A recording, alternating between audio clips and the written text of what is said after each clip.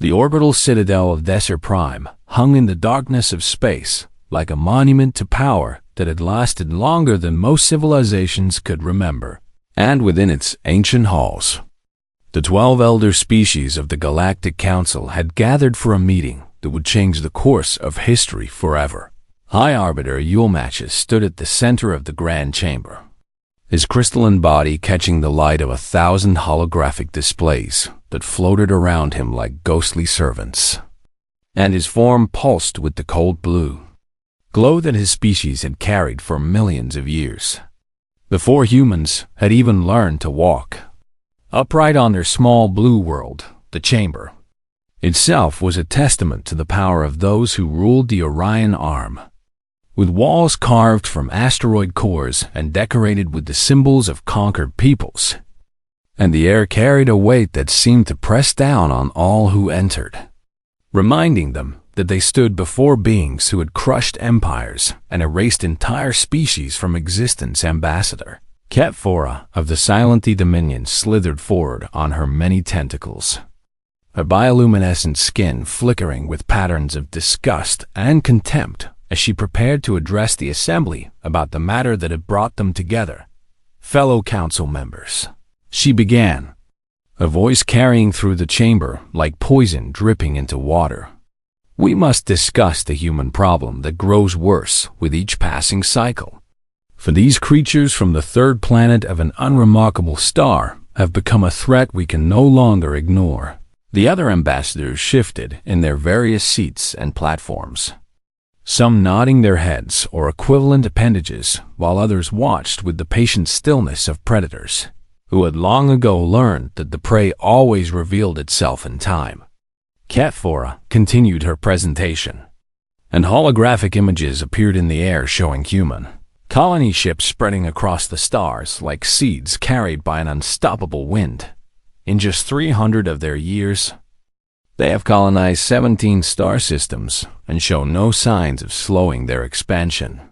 And worse still, they have refused every request for genetic auditing, claiming that their biology is their own concern and not subject to our authority. A rumble of displeasure moved through the chamber, for the genetic auditing program was how the Council maintained control over younger species, ensuring that none could ever develop the capabilities needed to challenge the established order. Grand Marshal Vextorian of the Hegemony of Thorns spoke next, his armored form creaking as he leaned forward in his battle throne. I've studied their military capabilities, and I must admit that these humans have shown remarkable progress in weapons development, though they remain far behind our own forces in both numbers and technology. Then, what is the concern? Asked the ancient fungal collective known as the Mycelian Choir, speaking through 1,000 tiny mouths that moved in perfect unison. High Arbiter Yulmatches raised one crystalline limb for silence, and the chamber fell quiet immediately, for his word was law in this place. The concern is not what they are now, but what they might become if we allow them to continue unchecked, he said, his voice resonating through the chamber like stones grinding together in the depths of a dying star. We have seen this pattern before, have we not, in species that breed quickly and adapt faster than natural law should allow. And we know how such stories end if we do not intervene. The council members exchanged glances that carried the weight of shared memories, memories of other young species who had shown promise and potential before the council had decided that such promise was too dangerous to be permitted. I propose that we issue an ultimatum to the human government, Yulmatches continued, and the holographic displays shifted to show the planet Earth spinning slowly in the void, so small and fragile looking against the vastness of space.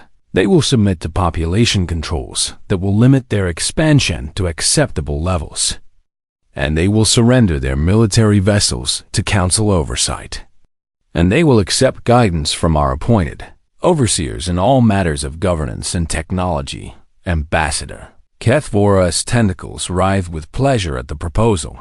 And if they refuse, she asked, though everyone in the chamber already knew the answer. If they refuse, they will face extinction-level sanctions, Ulmachus replied, his crystalline form blazing with cold light. Just as every other species that has defied the Council has faced throughout our 60,000 years of rule, the vote was unanimous, as it always was when the High Arbiter had already made his position clear. And within moments the quantum link transmission was prepared and sent racing across the light years toward the small blue world that had dared to grow without permission on Earth.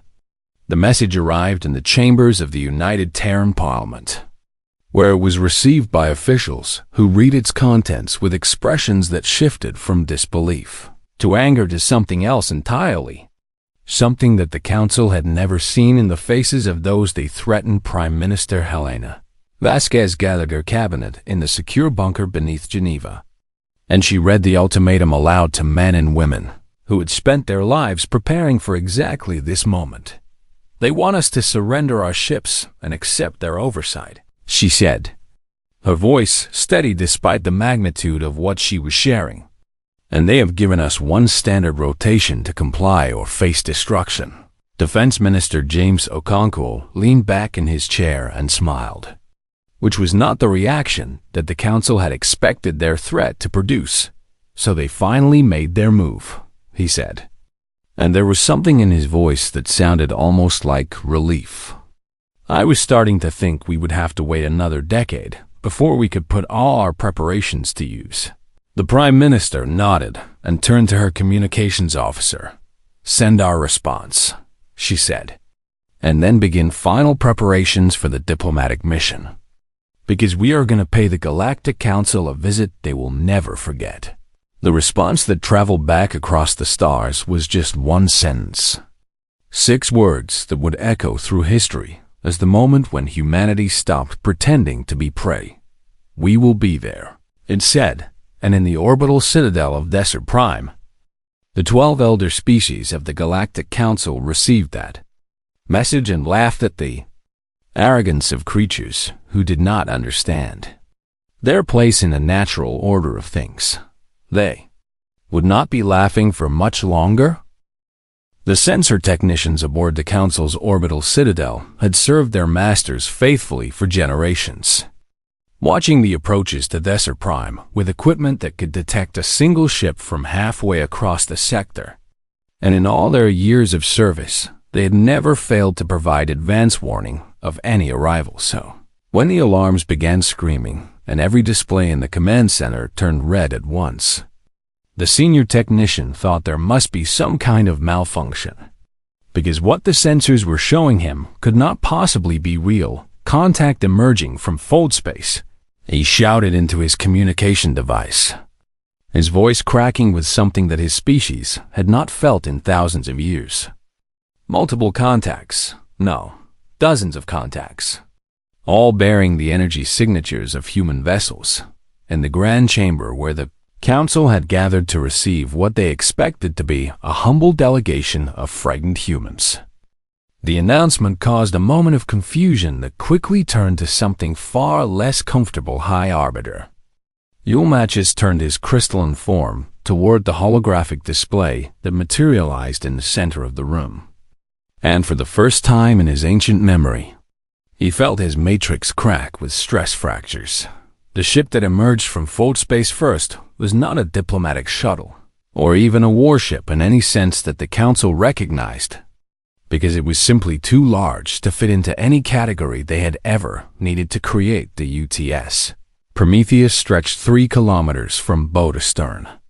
Its hull, composed of angular black metal that seemed to drink in the light around it rather than reflect it, and its weapons arrays were visible even from the Citadel's observation decks.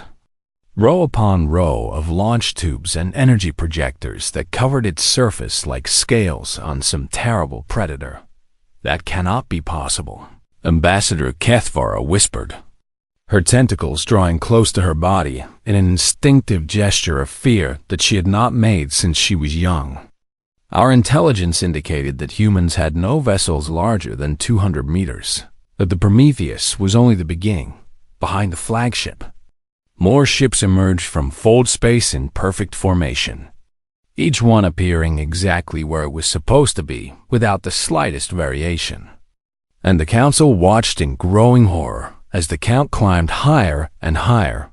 10 ships, then 20, then 30.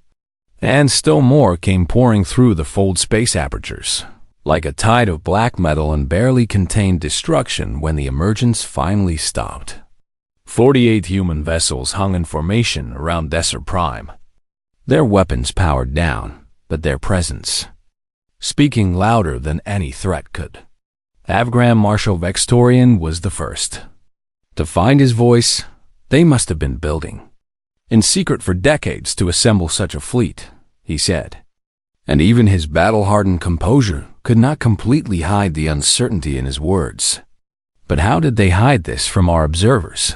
No one had an answer, because no one could imagine how the primitive humans they had dismissed for so long could have accomplished such a feat of engineering and secrecy. A communication request came through from the flagship, and High Arbiter Eumachus composed himself as best he could before accepting it. This is the diplomatic vessel UTS Prometheus, requesting permission to send a representative to the council chamber, the human voice said. And there was no fear in it, no trembling or uncertainty. Just calm professionalism that somehow made everything worse. Permission granted, Eumachus replied, because there was nothing else he could say. The transport shuttle that descended from the Prometheus was small and unassuming, almost insultingly ordinary compared to the massive warships that had carried it across the stars. And the council members gathered themselves as they waited for the human delegation to arrive. They expected generals in military uniforms, perhaps a squad of soldiers to provide protection, maybe even one of the human leaders who could be intimidated or threatened into submission despite the unexpected show of force. What they got was a single woman in a gray suit. Ambassador Chen Wei-Lin walked into the council chamber with the calm confidence of someone who had already won a game that her opponents did not yet know they were playing. And she looked around at the assembled representatives of species who had ruled the galaxy. Since before her ancestors had discovered fire, she was not a tall woman, and her hair showed streaks of silver that indicated she was past the middle years of human life. But there was something in her eyes that made even the ancient arbiter hesitate before speaking. You are the human representative, Eumachus said. And it was not a question. I am Ambassador Chen Wei-Lin of the United Terran Parliament, she replied, her voice carrying clearly through the chamber despite its soft tone. And I am here to discuss the ultimatum you sent to our homeworld. Ambassador Kethvora slithered forward, her confidence partially restored by the fact that the human had come alone. Then you understand that you are here to submit to the terms we have offered, she said, or to explain why your species should not be erased from existence for your defiance. Chen Wei-Lin smiled, and it was not the smile of someone who was afraid. Actually, she said, I am here to discuss the consequences of your decision to threaten Earth. The chamber fell silent as the weight of her words settled over the assembled council members like a shroud. You bring warships to intimidate us, High Arbiter Eumachus said, his form pulsing with anger and something that might have been the first hint of fear. We have crushed 1,000 species, human. Your fleet is impressive for your age, but it changes nothing. Chen Wei-Lin reached into her suit pocket and withdrew a small device no larger than her palm. I did not bring the fleet to intimidate you, she said, and her smile grew wider as she placed the device on the speaking platform before her. I brought them to witness, and in that moment, every being in the council chamber understood that they had made a terrible mistake, though they did not yet know just how terrible that mistake would prove to be.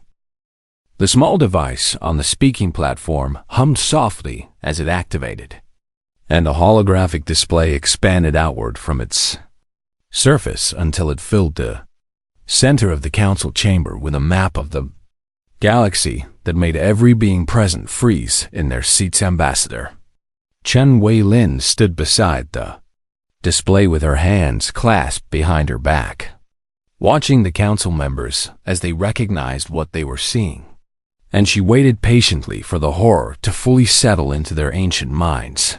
The map showed locations that had been hidden for thousands upon thousands of years, locations that no species outside the council had ever discovered, locations that represented the most closely guarded secrets in the entire galaxy. Every council member homeworld was marked on that map, glowing with soft red light that pulsed like a heartbeat.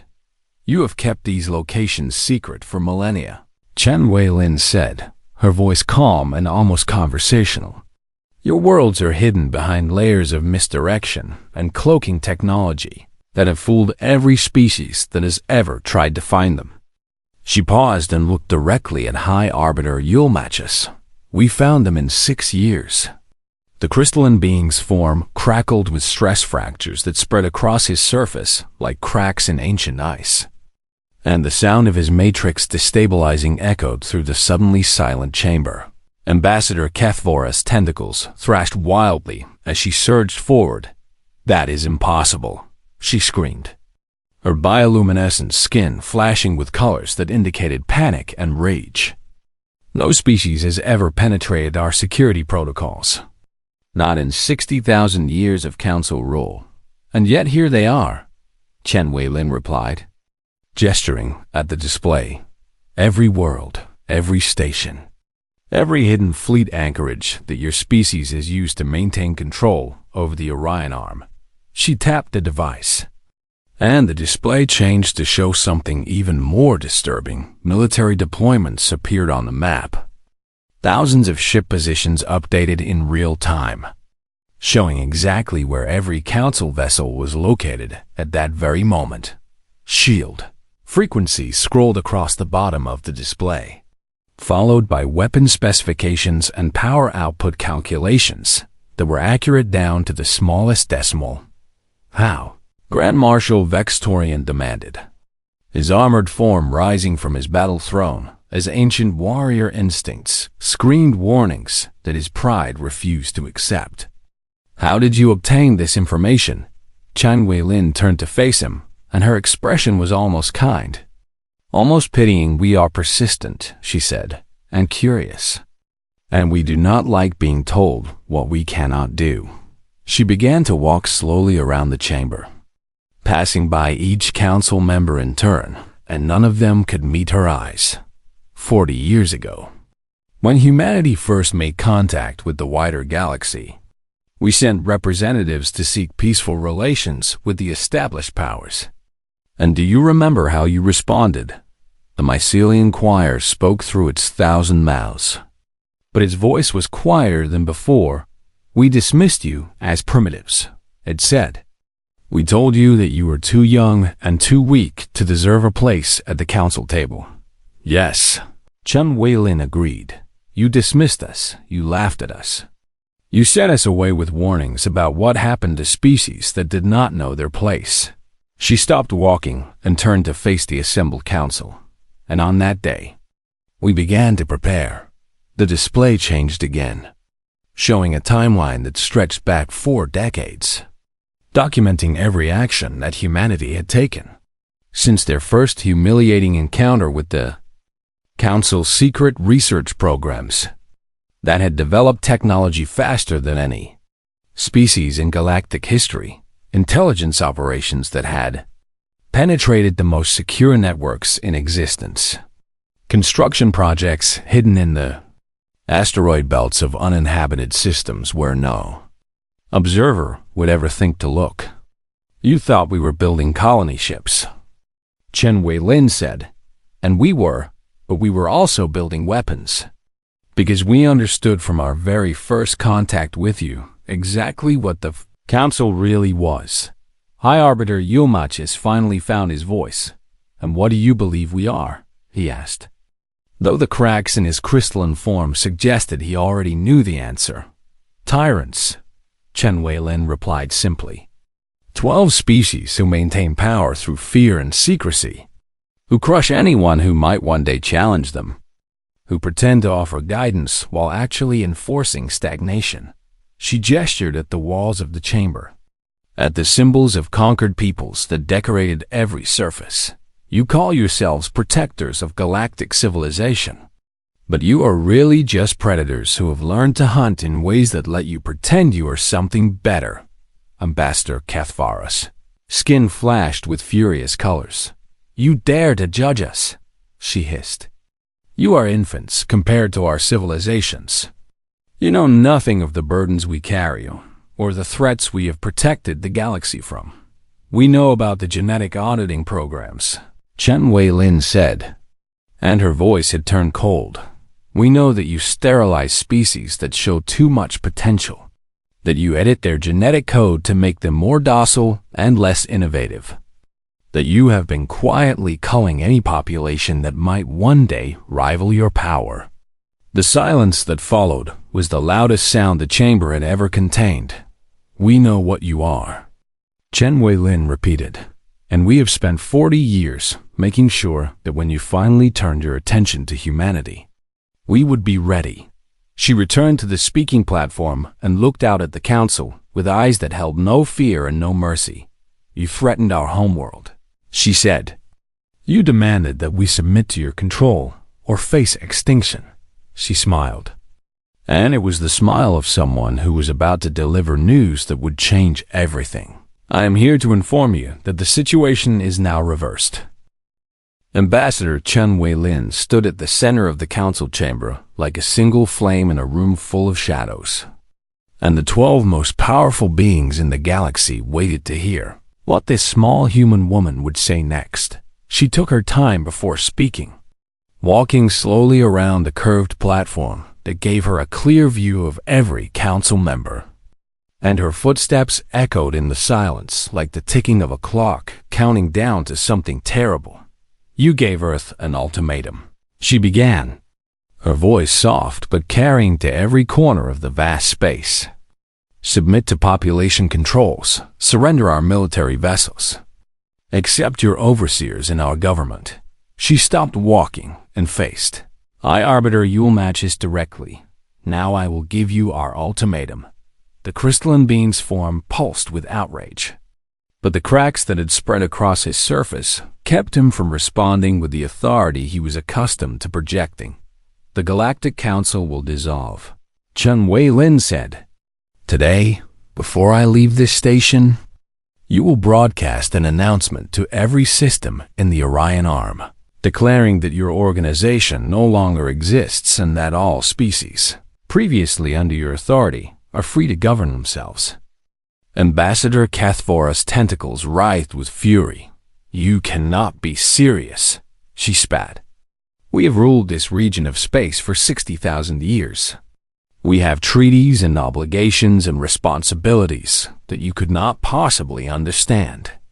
You have victims and slaves and conquered peoples who have lived under your boot for longer than human civilization has existed. Chen Wei-Lin corrected her. And that ends now.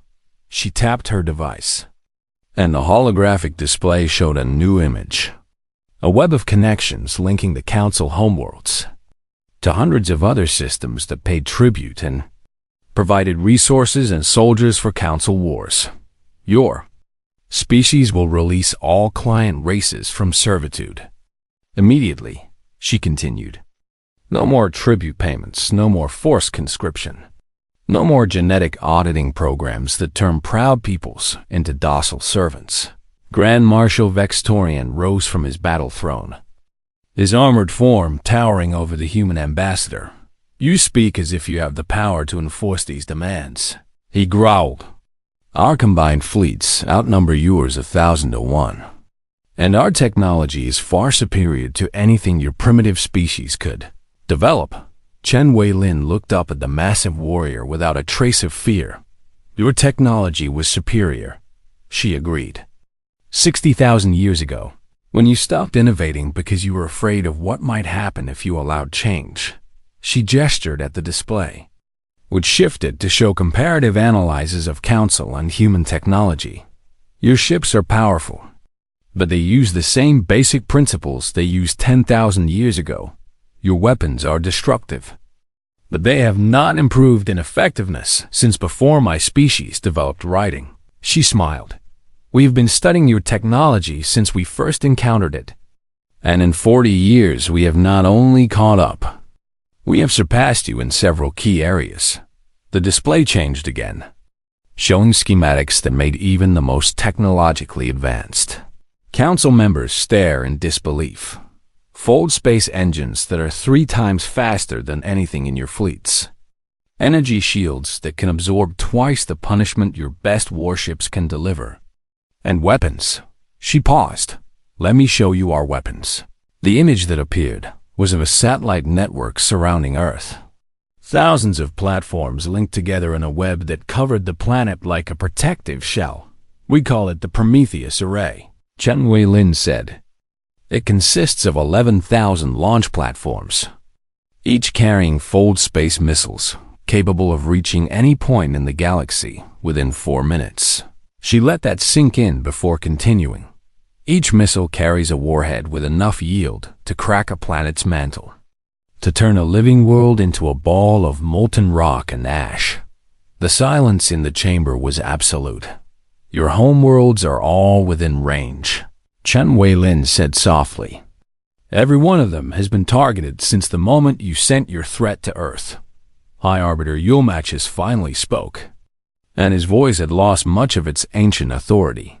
"You are bluffing," he said, but even he did not sound convinced. "No species would build weapons capable of destroying entire worlds. We built them because of you," Chen Wei-Lin replied. "Because you showed us what happens to species that cannot defend themselves. Because you made it clear that the only language the Council understands is the language of absolute overwhelming force."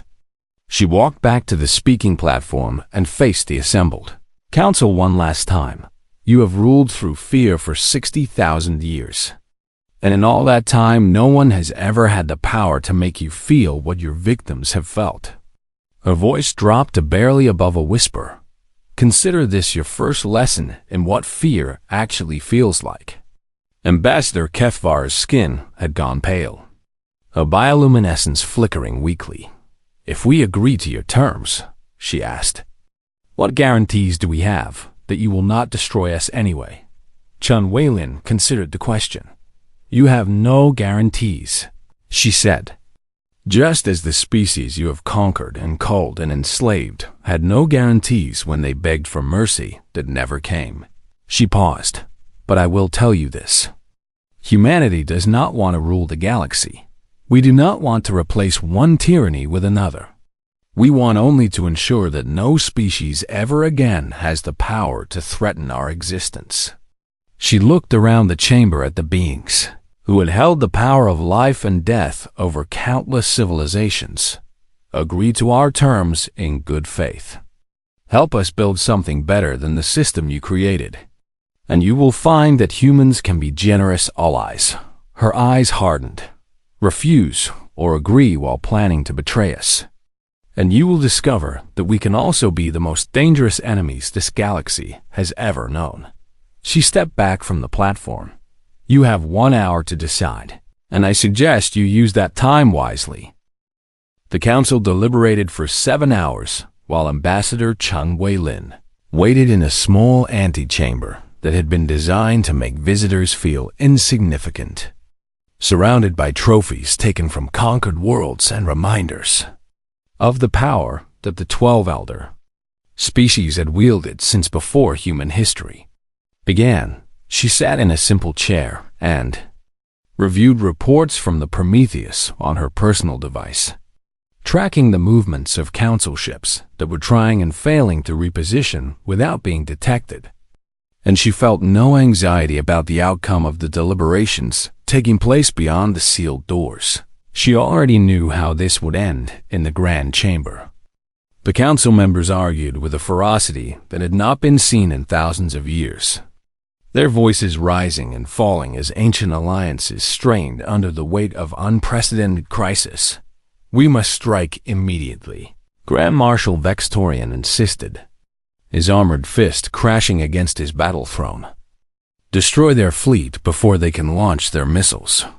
Show them that the Council will not be intimidated by threats from primitive species. And if they have already launched, the Mycelian choir responded, its 1,000 voices speaking in worried unison. Their missiles could be traveling through fold space right now, waiting for a signal to emerge and destroy everything we have built. Ambassador Kethvora's tentacles coiled and uncoiled as she considered the situation. The human was telling the truth about our security being compromised, she said reluctantly. If they can find our hidden homeworlds, they can certainly intercept any attack we attempt to organize. High Arbiter Yulmachus stood at the center of the chamber, his crystalline form repaired, but still showing the stress fractures that revealed how deeply the human's revelations had affected him. We have survived for 60,000 years by being patient, he said, by waiting for the right moment to act and never allowing emotion to drive our decisions. He turned to face his fellow council members. I propose that we accept the human's terms publicly. BROADCA the announcement she has demanded, and give every appearance of compliance with her ultimatum. The other members exchanged glances of confusion and suspicion. You would have us surrender, Vextorian demanded. You would have us give up everything we have built. I would have us survive, Yulmachus replied. We accept their terms. We dissolve the council in name. And then we work in secret to develop countermeasures against their weapons. His form pulsed with cold calculation. In a century, perhaps two, we will have found a way to neutralize their advantage. And then we will remind the galaxy what happens to species that dare to challenge the natural order. The vote was called, and one by one, the council members registered their support for the Arbiter's plan, seeing in it a path that allowed them to save face while preserving the possibility of future revenge. Only the Mycelian choir voted against, sensing something wrong in the situation that the others were too proud to acknowledge. The humans knew we would threaten them. The collective whispered. They knew we would summon them here. They knew our fleet positions and our secret locations and our technology. What makes you think they do not also know how we will respond to their ultimatum? But the other 11 members had already made their decision, and the warning went unheeded. Ambassador Chen Wei-Lin was summoned back to the chamber, and she listened with an expression of polite attention as High Arbiter. Yulmachus announced that the council had agreed to her terms. The Galactic Council will be dissolved, he said, his voice heavy with false resignation. All client races will be released from their obligations, and we will work with humanity to build a new system of galactic governance. Chen Wei-Lin nodded slowly. I see, she said. And there was something in her tone that made several council members shift uncomfortably in their seats. You do not seem pleased, Ambassador Kethvora observed, her tentacles twitching with barely concealed anxiety. I am pleased that you have agreed to our terms, Chen Wei-Lin replied. I am less pleased by the fact that you have agreed to them in bad faith, with every intention of betraying them as soon as you believe you have developed the capability to do so. The chamber fell silent. We intercepted your deliberations, she continued, her voice still calm but carrying an edge that had not been there before. All of them.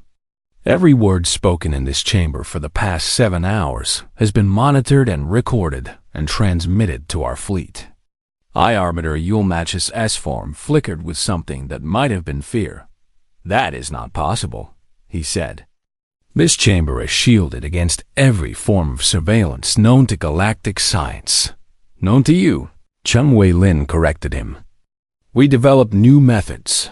She looked around at the assembled council members, and for the first time her expression showed something other than calm professionalism. It showed sadness.